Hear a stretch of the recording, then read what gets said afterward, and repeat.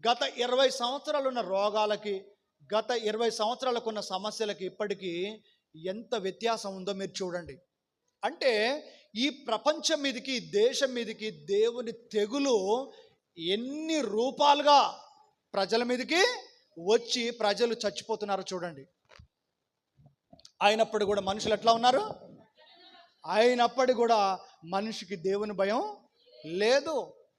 మనుషుడు తన దేవుని తట్టు తిరగకుండా మానవుడు తన హృదయాన్ని కఠినపరుచుకుంటూనే ఉన్నాడు. మనిషి దేవునికి లొంగేటట్టు లేడు. ఇటు అన్యజనులు దేవునికి లొంగట్లేదు, ఇటు దేవుని నమ్మిన బిడ్డలు కూడా దేవునికి లొంగేటట్టుగా లేరు. హల్లెలూయా. అందుకనే దేవుడు ఏం చేస్తున్నాడు? భయంకరమైన తెగుళ్ళు పంపిస్తున్నాడు. ఏ ఫరో, నేనెవరో నువ్వు తెలుసుకోవాలి, నీ ప్రజలు తెలుసుకోవాలి, నీ సేవకులు తెలుసుకోవాలి. కాబట్టి నువ్వు కఠినపరుచుకునేది ఏంది? నేనే నీ హృదయాన్ని కఠినపరిచి నేను తెగుళ్లను పంపిస్తున్నానని చెప్తున్నాడు. దేవుడికి మహిమ కలుగును గాక. దేవుని బిడ్డలారా, మనము ఏ విధంగా హృదయాలు కఠినపరుచుకుంటున్నాం? మందిరానికి వస్తాం, దేవుని వాక్యం వింటాం, కానీ ఇంటికి వెళ్ళిపోయిన తర్వాత ఒకవేళ బూతులు మాట్లాడుతున్నావేమో, ఒకవేళ నువ్వు కోపిష్టివై కోపంగా ప్రవర్తిస్తున్నావేమో, లేకపోతే ఇతరుల మీద అసూయ అనేటువంటి ద్వేషాన్ని పగ అనే ద్వేషాన్ని నువ్వు కలిగి ఉన్నవేమో, మత్సరము, లేకపోతే దేవుని మాటకు లోబడకపోవడము. దేవుని వాక్యం వింటూనే కొంతమంది కొన్ని